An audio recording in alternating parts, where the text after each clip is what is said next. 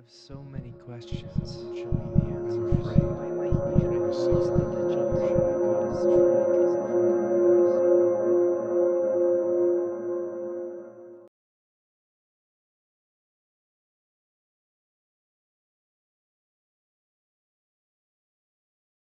Welcome back, everyone, to An Ordinary Search for Truth. My name is Nate, and today I wanted to talk to you about the difference between reality, actual reality, and assumption or belief. And this is an incredibly deep subject that I'm going to try to share with you very simply, very briefly. Our assumptions about what is real go very deep. We started gaining beliefs and assumptions about reality from a very young age. We were taught from a very young age. But before that, our experience was very pure. It was very matter of fact, very actual. We experienced reality as it is without adding anything to it, without imagining that there was something more or something deeper behind it, or any of this. Before we learned science, before we learned religion, before we learned all of these beliefs and concepts and ideas and thoughts about reality, we were in touch with what reality actually is. And then we started adding things to it to try and explain it away, or explain it to be more meaningful, or whatever. It's very important to distinguish the difference between what we assume, imagine, believe, or think reality is. That's very different than actually experiencing what reality is. And it is no easy task to see past these things that we've added or remove these things. It is extremely difficult, and for many people it takes a lifetime or is not even accomplished within a lifetime. This is something that has been very important to me lately. I've spent many years learning about non-duality, learning about enlightenment and spirituality and absolute reality. I've spent a lot of time watching videos, reading books, listening to podcasts, all of the above, trying to somehow add to my knowledge in an attempt to understand reality more clearly. You could liken that to putting on different pairs of sunglasses with different tinted lenses in order to try and see more clearly, or see things more true to how they actually are. No amount of adding anything, adding lenses or, telescopic lenses or anything, no amount of that would be as pure or as matter of fact as if you just took off the lens completely. It sounds easy to do, but it's not. So when I'm talking about actual reality, I mean what we experience reality to be with nothing added to it. Nothing. Nothing. You sitting there right now, you're experiencing reality. You don't need to gain more knowledge or more beliefs or more thoughts about reality, because you can just sit there right now, right here, and know reality for what it is. It's possible to do that, is what I'm saying. But this is extremely radical. Let me give you some examples of how radical this is. Okay, when you're looking straight ahead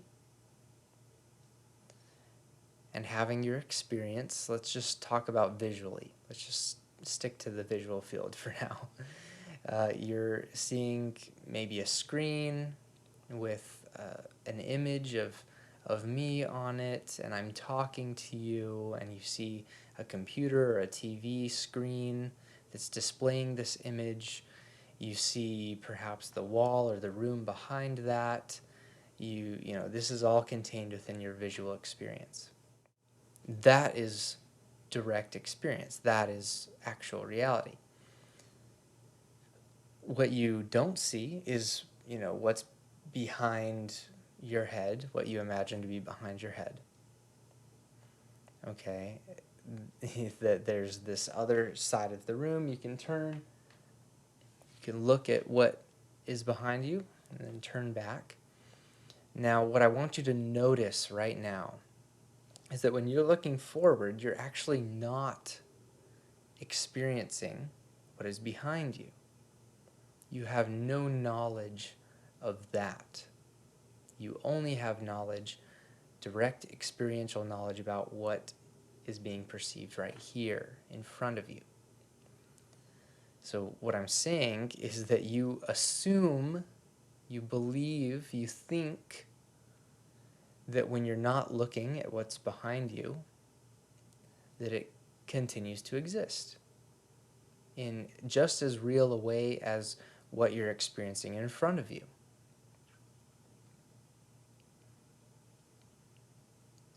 But if I asked you to prove that, how would you prove that to me? How would you show me without a shadow of a doubt, without turning around, that what's behind you actually is real, that it actually does exist currently, right now, in your experience? How would you do that?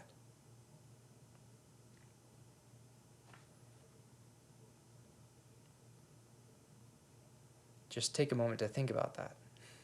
How do you know that what's behind your head right now,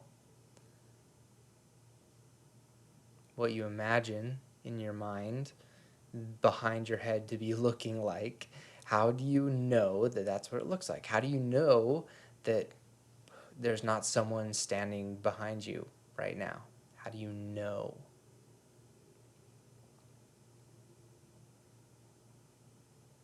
You might think, well, you know, maybe there's a mirror right here. I can see in the mirror that, yeah, there's no one standing behind me. It's just that back wall. But that mirror is projecting an image that is still in front of you. That's not actually what's behind you. That's a reflection. Okay, so what you're seeing is a reflection, but that's not the actual behind you. You would have to turn and look behind you to know for certain that this reflected image that you see is true. So when I say that these assumptions run deep, I say they run really deep. These assumptions about reality. When in truth, all the reality that you have access to is what you are experiencing right here and right now. And that's just visually. You assume that when you go to sleep at night, while you're asleep and you're not aware of your surroundings, of your bedroom, of your bed, of your body, of your family, of the world, you assume that all of that just keeps on rolling, keeps on going while you're not there to experience it. But can you prove that to me directly right now? I'm postulating to you that you can't. What I'm saying here is that your assumptions about reality are not reality itself. They have a reality in that they are assumptions, that they exist as assumptions, but that's what they exist as. They don't exist as reality, experiential reality, in any way more than as assumptions or as beliefs or as thoughts. If you walk out of a room and you are no longer aware in any way of anything in the room previous, what I'm saying is that there's no way that you could prove that that still exists, that that's still real. Because what becomes real for you is the new room that you're in. Becomes your reality. that is what is real. And you can prove that because you can experience it directly and say, okay, I know that it's real because here it is, right here, right now. Here it is. Here's the reality. Anything other than that is an assumption, a belief, a thought, an idea, and it exists purely as that at that point. That's what I'm saying. That's an extremely radical claim that is presented by non-dual thinking. But when I say non-dual thinking, I'm not even talking about that because it's not a thought. This is direct experience that we're talking about. Direct experience is actually extremely radical. That's why we think it's so silly when children, young children, when you walk out of a room and they just lose it because you're gone. You have disappeared to them. They haven't built up these assumptions or these ideas or these thoughts that you still exist when they are not conscious of you. What I'm saying is that is actually truer to reality than when you walk out of a room and no longer see your kid and you assume that they still exist. And of course, you're going to have tons of objections to this immediately. As soon as I'm saying this stuff, your mind is just like, no, absolutely not. This is crazy. This is insane. This is solipsism, whatever. But all of these arguments that you're making, that your mind is making, these are all exist as thoughts. But what I'm asking is, in your direct experience, prove that that's not the case. Can you? Can you? Can you prove that anything that you are not conscious of right here, right now, actually exists? Like, really, really exists? Like, as real as this right now? Can you prove that it exists just as real as this right now when you're not conscious of it?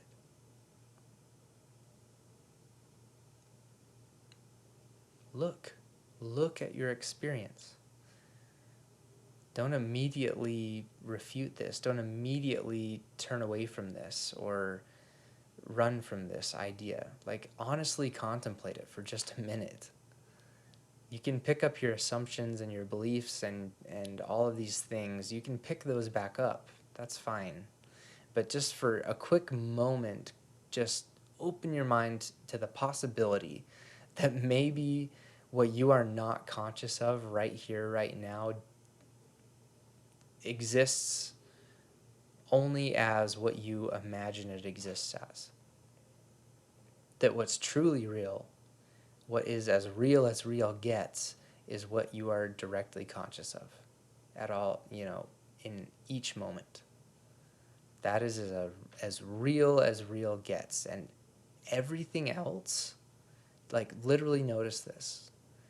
Anything else other than what you are directly experiencing right here, right now, you have to conjure up in your mind as an imagination or as a belief or as a thought, an image in your mind. You have to conjure that up.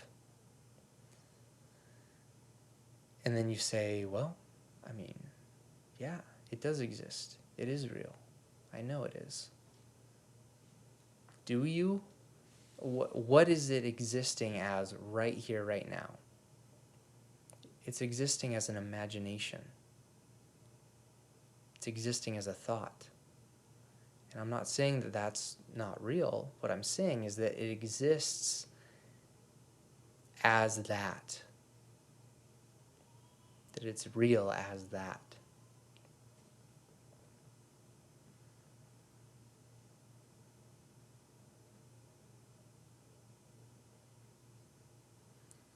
So when I talk about giving up your assumptions, when I talk about giving up your beliefs and your thoughts and removing these things to kind of clear the lens, to see reality as it actually is, that's what I'm talking about.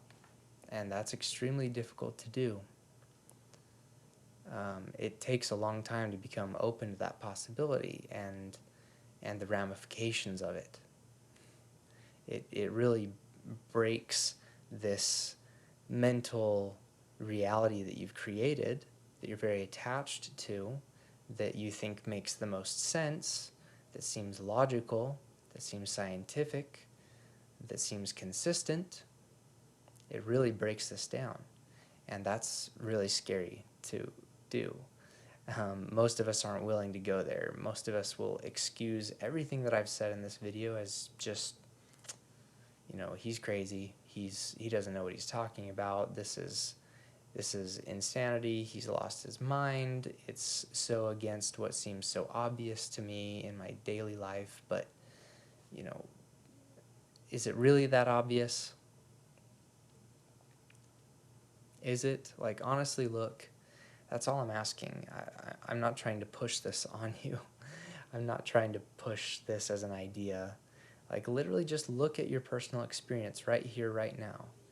What you know right here consciously. What do you know is absolutely real? What you are experiencing. That's what's real.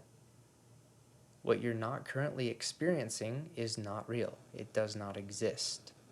Otherwise, you would be experiencing it. You think, well, when I'm not in the same room as my puppy dog, when I put my puppy dog outside and I go and I use the bathroom and I'm in the bathroom and I'm not conscious of my dog in any way. I don't hear him or see him or whatever, you know, and then I get done in the bathroom and then I go out and I let my dog back in. He's still there. So he must have been there the whole time. Duh. It's obvious. It's logical. What I'm saying is that after you put your dog out and you go into the bathroom,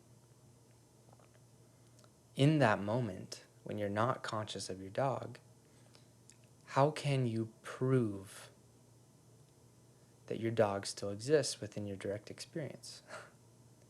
Can you prove it? You might think, well, yeah, I remember putting my dog out. Okay, where is that happening? Where is that reality? It's in your mind.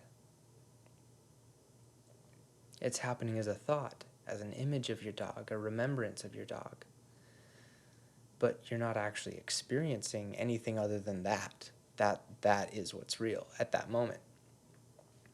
Now, I'm not saying that you're the, I'm not saying that you necessarily are the only one that exists and that it's this weird, you're the only one in the universe and it's all a hallucination kind of idea. That's not what I'm saying. What I'm saying is that all you can know for certain is true and is real is what you are consciously aware of at any moment. It's not your responsibility to be conscious of everything. That's why there is more consciousness, more consciousnesses than you. If you walk out of the room and you have a loved one or a friend still in that room and you're no longer conscious of them, if you could, switch over to being them for a moment, they would still exist. The room would still exist when you walk out of it. But this goes deeper because the consciousness within which they know that room in themselves is the same consciousness that you know yourself and the new room that you go into. It's the same consciousness. So then if you asked them, when I left the room, did everything dissolve into nothing? And they would say, no, no. You left the room and you came back. So it's, I'm not saying it's quite that wild, but it is the same consciousness. Let's say that both of you left the room and there was no one but you two, and you left the room and both of you were no longer conscious of that room. Does that room still exist? Only as an idea in your minds at that point. The room has no reality in and of itself outside of you being conscious of it. And you and that other person are fundamentally that same consciousness. And so that's why this world and reality and all of this seems so consistent, seems so permanent, so substantial, because it's the same consciousness knowing. It's experience. It's a shared experience. So I just wanted to talk about that for a moment and just throw that out there, that our assumptions run deep, our beliefs and our thoughts run deep, and we are so attached to them and think that when we imagine these things that they exist in the same way as they did when we were right there experiencing them. But that's not the case in our direct experience, and I just want you to notice that. Just start noticing that. Start being really aware of how reality is presenting itself right here, right now in your direct experience. And understand that thoughts and ideas and beliefs and imagination, that those exist too, those are real too, but that they exist as that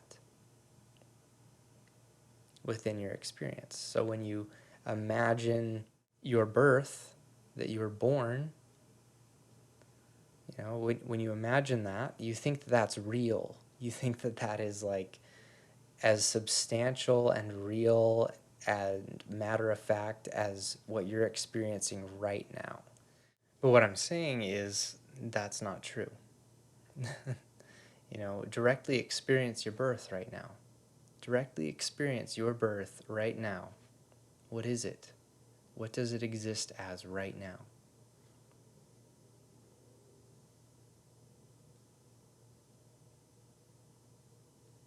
It's a thought. It's an imagination. It's images in your mind. That's what it exists as right now. And it's real as that.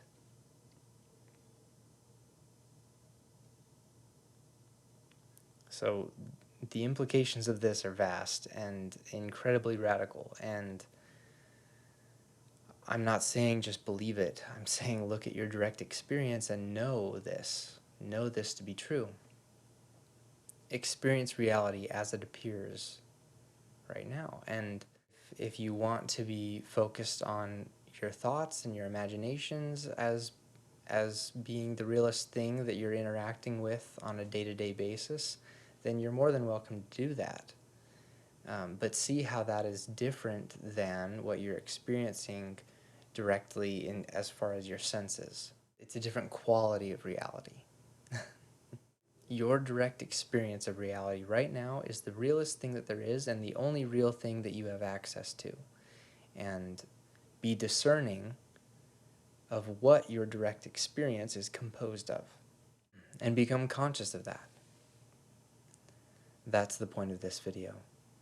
So we'll be talking about some of the ramifications of that and working through some of these ideas in later videos. But the point of this video is discerning between your direct experience of reality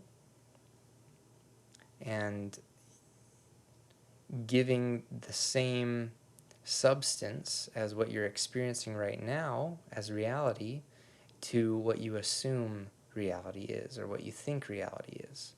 That only exists as thoughts and assumptions. That's what it exists as. That is its substance. So go ahead and play with this idea, think about it on your own, contemplate this, reflect on this, test it within your direct experience, and see what you find. See what you find. So thank you so much for watching. I've enjoyed making this video, and I hope you've enjoyed watching it.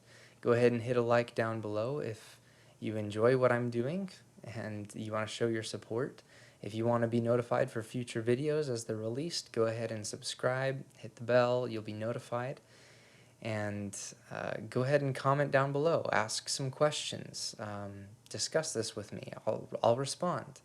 I'll maybe try to shed some more light on specific questions that you have and arguments or debates that you might have. Go ahead and shoot them my way and we'll discuss it. I love interacting with you, and so that's a good way to do so.